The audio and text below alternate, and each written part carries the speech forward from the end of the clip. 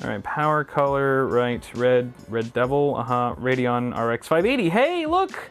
It's a new video card from AMD. It just launched today. If you're watching this at the time of upload, how exciting. All right, so in particular, we're gonna be talking about the RX 580 today. However, it does fall within the RX 500 series. There are two other cards, I believe, that launched today as well, the RX 570 and RX 550. And this is very exciting stuff. Now, for those of you who are unaware, the RX 500 series is essentially a Polaris refresh. So this is using the same GPU as we saw in the RX 480, for example. However, there have been some minor improvements to make it a bit more appealing. Now, this is in no way something that you should upgrade to if you have an RX 480 currently. I've already run about 5 games comparing this to an RX 480 Strix from Asus, and there's only about a 1 to 3% performance bump with the Red Devil here. This is really targeted or aimed at consumers or users who have had their graphics card for maybe 2+ years, who are looking to upgrade, or who are maybe starting to feel the sluggish woes of their video card or their whole system, and who may potentially want to jump into the foray of 1440p gaming, but are on a relatively tight budget and can't spend more than $250 or so. MSRP of this card in particular is very attractive at $230 US at the time of filming. That's very competitive. And that also positions it right in line with the GTX 1060 6GB variant from good old NVIDIA. So which one should you get? I don't know. We're not going to answer that in this video, but I will give you my opinions and feedback on the RX 580 after I've used it for a bit by the end of all of this. So very exciting stuff here. Actually, why am I filming the box? The card's right here. You guys thought the card was in the box the whole time, didn't you? Yep, I'm sneaky. But here's the card. Very nice card, actually. It's not too long. I like it. That's what she said. It's about 7 or 8 inches long, so it can still fit into some tight spaces. Oh man, I'm on a roll today. Basically, what you need to know about the 500 series is that it's rocking a newer generation of FinFET 14, so that's going to lead to some better performance per watt. It's definitely a bit more power efficient than the RX 480 was. And you've also got some higher clock speeds. AMD's kind of dialed in some higher clock speeds out of the box here. I believe this one in particular, well, since it's factory overclocked, that's also a bit higher as well. So I think 1380 megahertz on the core clock is what we're rocking here with this particular variant. And that's about 3% higher than the reference clock speed of 1340 megahertz. So a nice little boost there thanks to power color. But the other things I wanted to say about the 500 series is that they do support these various technologies, including the DirectX 12 and Vulkan APIs. Now, I don't know how much you guys have heard about Radeon Chill, but just to touch on it really quickly, if your character is not moving in game or standing really still, Chill will pick up on that and actually drop your FPS because you don't really need it all that much. Let's say you're camping or something, and that basically saves a lot of power, or it saves power, and it can save a lot depending on the game that you're playing. But that in turn can also lower your temperatures quite a bit. So the only downside is that there's only a few games right now that are whitelisted for this technology, with hopefully more games to be supported in the near future. We've also got FreeSync 2. Now, how awesome is FreeSync 2? I mean, not only are you attacking those lower frame rates that you weren't able to get with FreeSync 1, but it's just a much cheaper technology to actually get in your house. I mean, I've seen FreeSync panels go as low as like $100 and something, but you don't see that with a G-Sync supported display. It just doesn't happen. So, especially if you're targeting a card like this for around $230, you're probably not going to want to spend an arm and a leg on a monitor. So, I mean, hey, this is a really great option for budget gamers who still want that adaptive refresh rate. The other thing that's nice about the RX 580 over the GTX 1060 6GB variant is that it's got 8 gigs of GDDR5. So, especially if you're playing at 1440p, it's nice to have that additional frame buffer, man. It does come in handy, believe it or not, and it can really drop your frame rate or your frame times if you don't have enough of that VRAM. So that's also another big perk here. So I think on that note, I'm ready to pop this guy in the test bed, or in the test build that we have here. Let's talk about that really quick. We've got a Define S from Fractal Design. They've also provided the power supply here, the Fractal Newton 600 watts. It's an old unit. I've had it for a few years, but it still works. We've also got a 7600K from Intel. It's a Core i5 Kaby Lake overclocked to 4.8 gigahertz at 1.35 volts on a Hyper 212 Turbo from Cooler Master. We've got an MSI Z270 Gaming Pro Carbon for our motherboard. 16 gigs. It's a 2x8 gig kit of G.Skill Trident Z3200. That's DDR4, of course, and it is operating at that rated frequency. And our boot drive right here is the RD400, a 1TB M.2 SSD, NVMe baby, from good old Toshiba OCZ. Hails yeah. All right, I say we get this card locked and loaded, fire up some 1440p games, and see what she's made of. Let's go.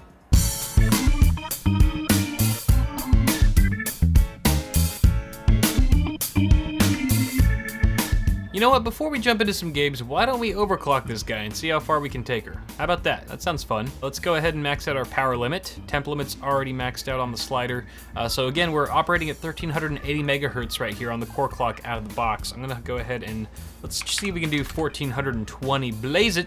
Okay, I know it's only been a few seconds, but I'm impatient because I'm filming a video, so I'm gonna go ahead and crank it up to 1430, 1440. Come on, 1440. Since we're gaming at 1440p, we have to be able to hit 1440 megahertz. It's only right. Dare I try 1450? I dare. Okay, I'm gonna call it at 1450 megahertz right here, guys. I think that's pretty good. We've got an, let's see, what is that? A 70 megahertz offset from 1380 to 1450. I'm cool with that. Let's go ahead and overclock our memories here. I think this maxes out at 2500 if I'm not mistaken, which, oh, 2250, sorry. Which I'm gonna go ahead and say yes on that. Let's see if we're in good shape, which it looks like we are. I'm not seeing any artifacting, so I'm gonna just say this is a really quick overclock, quick and dirty overclock. I'm gonna say it's stable. It could very well not be, but that's what I'm gonna go with for now. So let's just jump into games. If it crashes, it crashes. We'll go back to the drawing board and readjust our settings here. But I think we're good for some games. So the first game I want to play here is Doom 2016. Let's go ahead and jump into the campaign, and we're gonna do. Ooh, should we do? Let's do Vulcan. Hey, let's just do some Vulcan here. Vulcan. All right, I gotta restart. Give me a sec. Okay, so other video settings here: 2560 by 1440. Anti-aliasing, we're doing SMAA 1TX. Overall quality, Ultra. I think we can do Ultra. Now I'm gonna try to enlarge the frame counter in the top right corner in post-production, so hopefully you can see it. But we're getting around 80 to 90 frames per second right now, which is pretty killer. And let's see here. In the 70s. So this is always, I always look at this artifact here, this little like thingy in the middle, because it usually drops the frame rate pretty nice. So you can see we're getting like 70, 80 right now. If you look at other parts of this room, we're getting 80, 90. Let's go ahead and fight some demons. My favorite thing to do in Doom.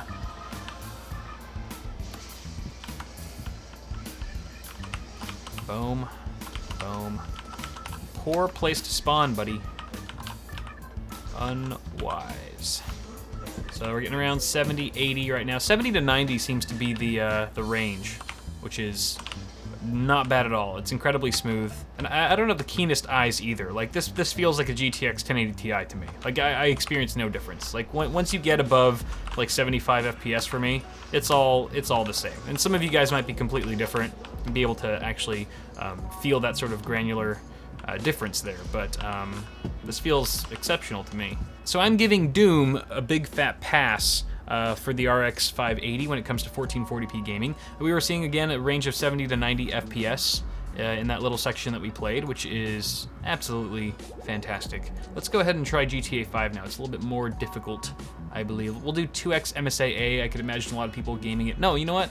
I'm gonna take MSAA off because we're at 2560 by 1440. It's really not worth the performance hit there. Everything else is on very high, which is a little unnecessary. There are a couple things we can turn down here. Grass does not have to be high at all. I'll say soft shadows. Tessellation doesn't really affect performance much in this game. 2560. Okay, VSync is off. Gotta restart. BRB. So now we're here in GTA 5, of course. We're getting around 40 to 50 FPS, it looks like. The game still looks absolutely beautiful. Frame rates aren't nearly as high as they were in Doom, but overall tracking and overall movement is relatively fluid. And it's not quite as fluid as Doom, obviously, but it's very playable.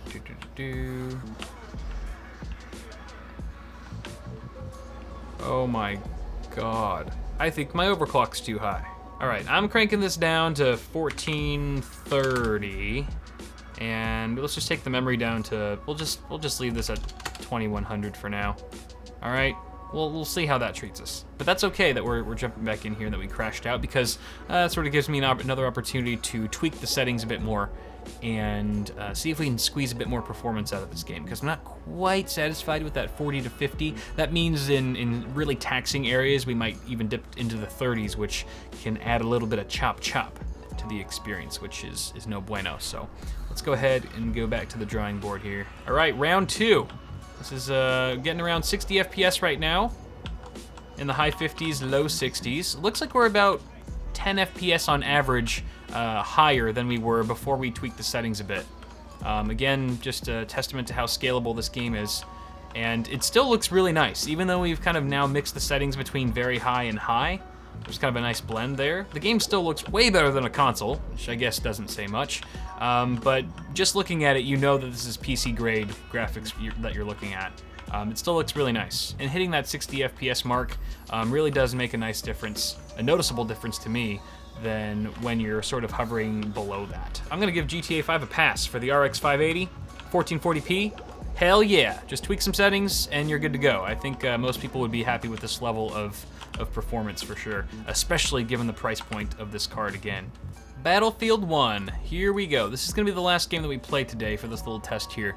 And I'm gonna go ahead and say, let's do high. We'll do high settings first, and we'll see what happens there. I don't think we need to change the frame rate limiter. I doubt we'll be getting to the 200 zone. But let's go ahead and see what we can do here. I'm just gonna fire up the first level here, or the opening scene, because there's quite a bit going on.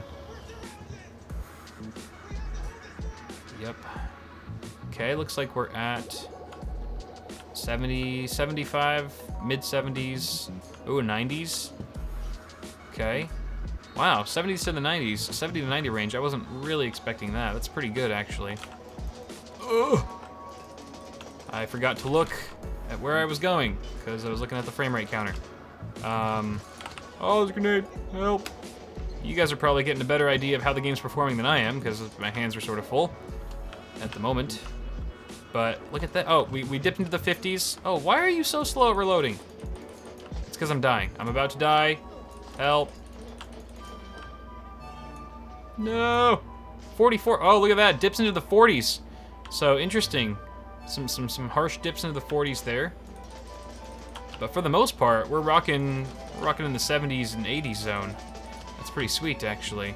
Okay, how am I not dead yet? If this was a real battle, I would have died 10 lifetimes. Is that my guy? Sorry, guy, if that was you. No, I don't think it was. Okay, I should die now.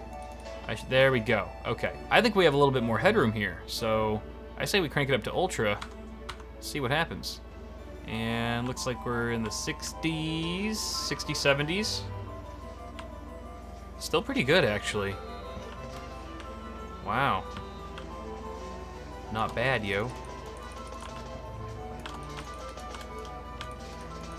Let's see if we can get it to drop into the 30s.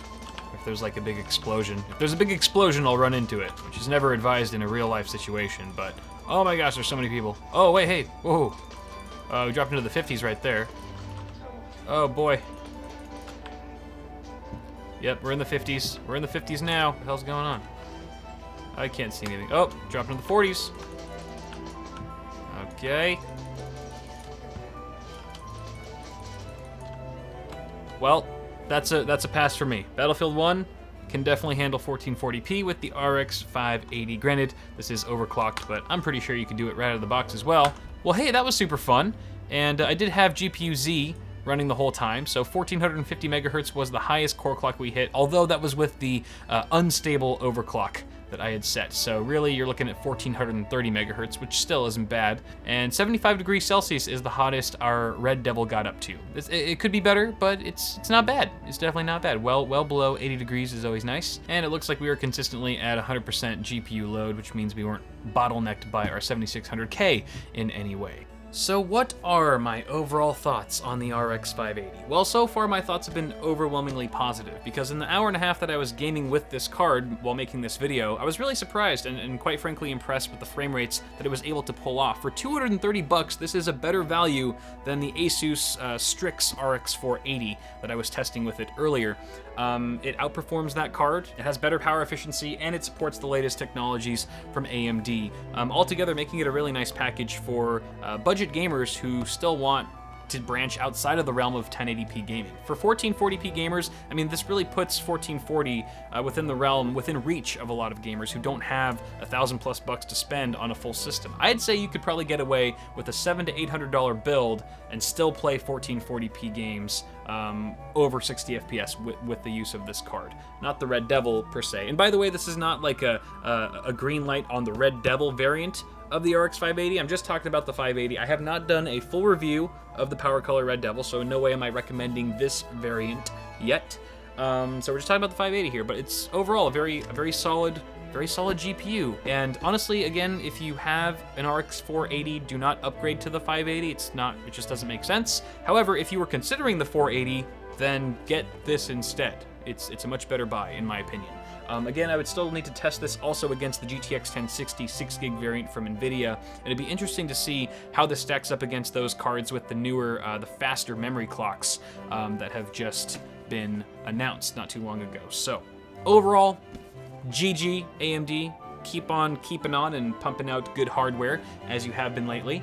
And can't wait for Vega. Vega's the next big thing. That's going to be a different architecture. That's super exciting, and is probably going to more so compete with NVIDIA's higher-end cards. So that should be really fun to test out when it comes around. But that's going to do it for now, guys. That's what I think about the RX 580, and I'm really happy that it does pull off 1440p gaming very well. But you guys let me know what you think in the comments below. Also, feel free to toss me a like on this video if you enjoyed it. It does help me a lot. Also, before you go, you can head over to my store where I'm selling shirts and other goodies, or you can check out Bitwit Ultra, my early access ad-free channel. The first 2 weeks are completely free, and if you decide to stay on, it's only $1.50 a month, so you can go ahead and check that out when you've got some time. But that's going to do it for me, guys. Thank you so much for watching. As always, have a great day, and I'll see you guys in the next one.